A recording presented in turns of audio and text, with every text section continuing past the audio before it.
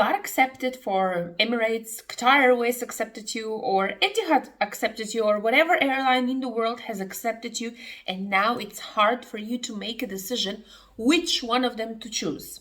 In today's video, I will try to simplify and give you an answer of how you're supposed to decide which airline you should choose to proceed on with your further application or with signing the contract.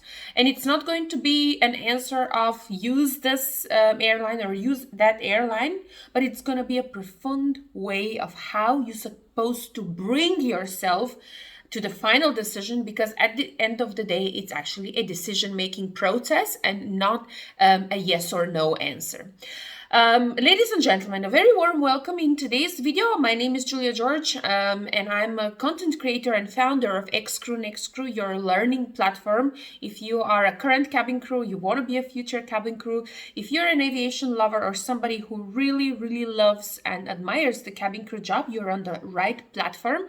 And you might want to, once this video is over, you might want to click the playlist and check out what I have there prepared for you. And from there onward, start learning about the cabin crew job, start building up a successful career in the cabin crew job, and learn more about this field in the aviation industry. So let's start. It would be so much unthankful from me to you to tell you, you know, guys, you're supposed to choose Qatar Airways because I worked for Qatar Airways. Qatar Airways is the best airline in the world, etc., etc. Those are facts. Yes, Qatar Airways has been chosen to be sixth time according to the Skytrack Awards as the best airline in the world, and it's a fact that nobody can beat. But should you choose to work for Qatar Airways just because it has been chosen to be the best airline in the world? I don't think so, because many of you out there watching this video, you guys have different interests when it comes to starting a career in the aviation industry, in the cabin crew job in particular. So what I'm going to tell you at this moment is whether you have been accepted for Qatar, for Emirates, for Etihad at the same time.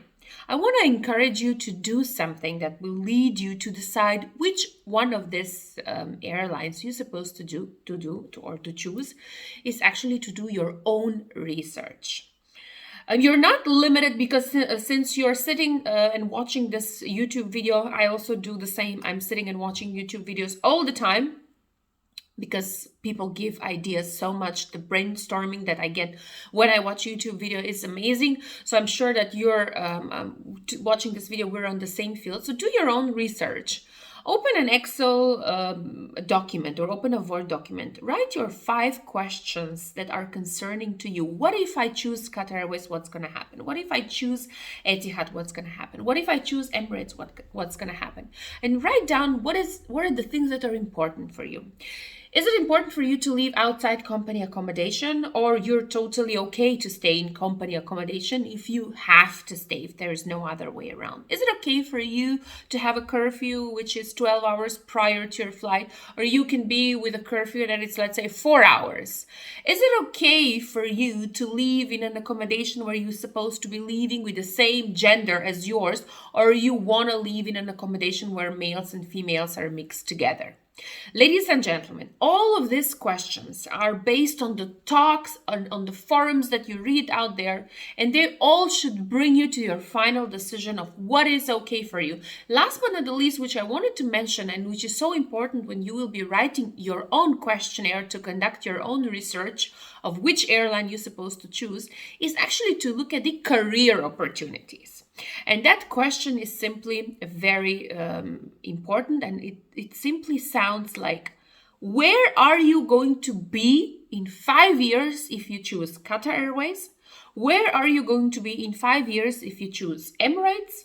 And where are you going to be in 5 years if you choose Etihad, Fly Dubai, or whatever airline that you're going to choose? And let's say, since you're sitting behind your computer and you're making this list, this is a hypothetical answer that I'm going to give it to you. Let's say I'm somebody who cannot decide which airline to choose. I've been accepted for all 3. And believe it or not, but guys, thanks to all my content over here on YouTube, and I do have 180 plus videos over here, many of my candidates, just by watching my videos, were able to actually be chosen and get to the final interview with all three airlines, with Etihad, with Emirates, and with Qatar Airways, or were able to be at a certain stage with all the three airlines. So let's say I am somebody who has been accepted for Qatar and for Emirates, and I really don't know which one to choose, or my dream has always been to live in Dubai, but there is something that has come up to my mind, and that is where I'm going to be seeing myself in 5 years.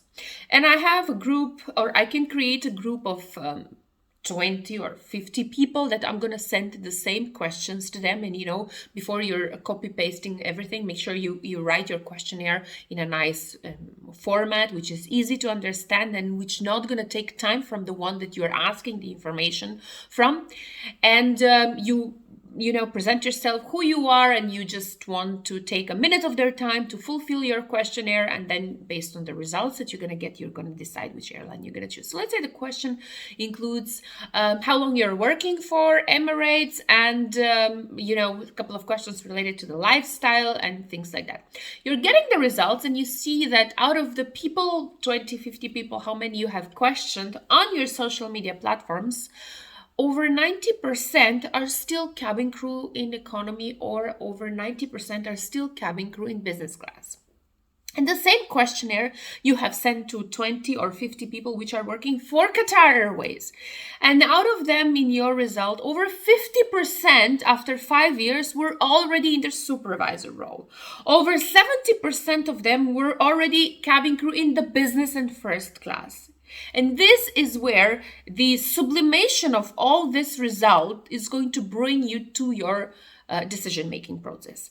If you're a person who doesn't care where you're going to see yourself or where you're going to be after 5 years, you just want to live in Dubai, then by all means, you're supposed to choose to, accept the offer from Emirates. But if you're someone who looks at, things that or job opportunities after 5 years which are not going to be involved into the flying role. Let's say you want to live in Europe. There are many people who come from Far East. They work in the Middle Eastern Airlines, and then after 5-10 years they decide that they want to go and live in Europe, apply for resident permit, etc., because it's for simple reason you never know where your life is going to take you. But anyway, you're somebody who looks for a career opportunity out of the box, out of the cabin crew role. Then this is a serious question where you're supposed to be thinking about.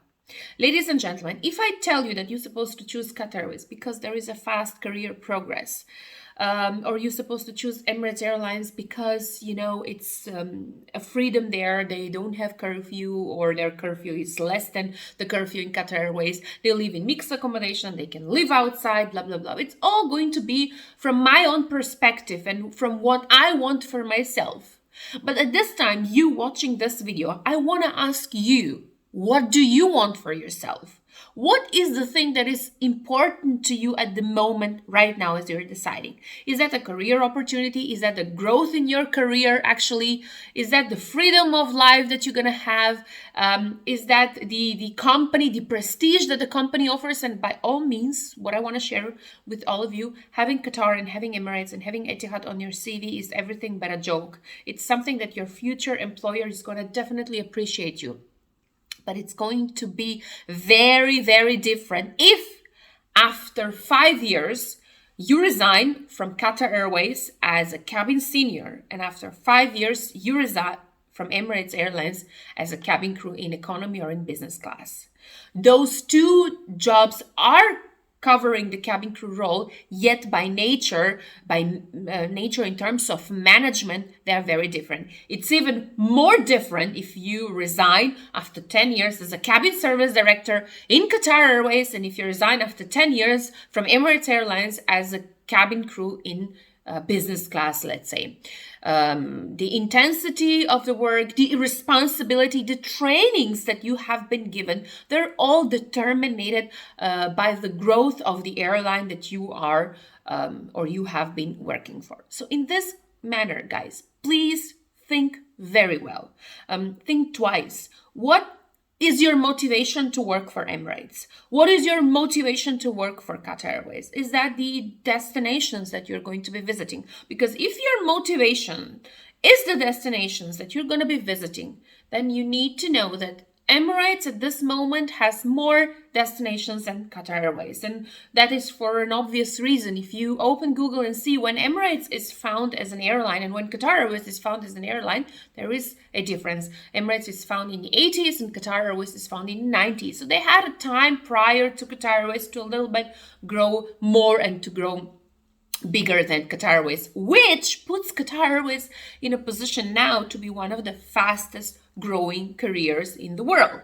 So if it's one of the fastest growing careers in the world, and if you are looking for a fast career growth within the aviation industry into the cabin crew role, then maybe, choosing Qatar Airways is going to be a wise option for you.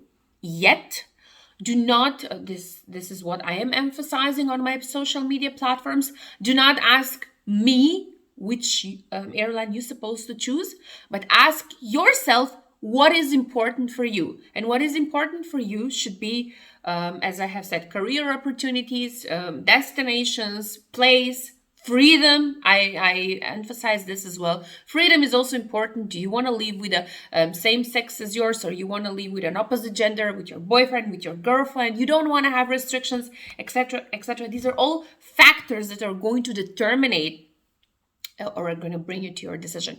Remember, ladies and gentlemen, one of the aspects in which you have been assessed during your open day, assessment day, during your final interview by the airlines is actually your ability for a decision-making, or your good decision-making process and good decision-making knowledge, which is something I have covered on my social media platform over here. I have spoken to you about the decision-making in my mini aviation management course. If you go out of this video and click on the playlist, you're going to see the mini aviation management course, which I have designed for the cabin crew, and there are a lot of videos which will come out there as well.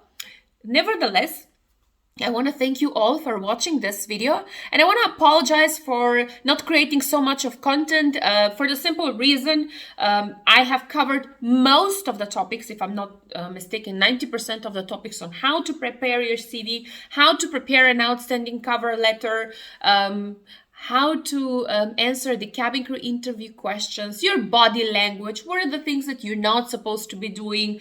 I have a lot of blog posts which are on my Instagram account, on Xcrew Instagram account, on my website, xcrew.com. So ladies and gentlemen, again, kind reminder, when you have a doubt about something, let's say right now you are a female and you want to know if you can, go with trousers on your open day or assessment day instead of skirt, just open Google and just type in on Google trousers or skirt, X-crew, next crew, and you're gonna have the very first answer on Google by me. I think it's an answer from my Instagram account. It's a post, so you can read it and you can find out why I suggest you to go with a skirt if you're a female over trousers and things like that. Having all these things said, I want to thank you all for watching this video, and I'm going to be seeing you once again. Should you have any questions, any doubts, any needs for clarification, the only place where I get the time to be interactive, it's actually my Instagram account. You're more than welcome to put all your comments over here, but do text me all your questions on Xcrew Instagram account. Bye bye and have a nice day.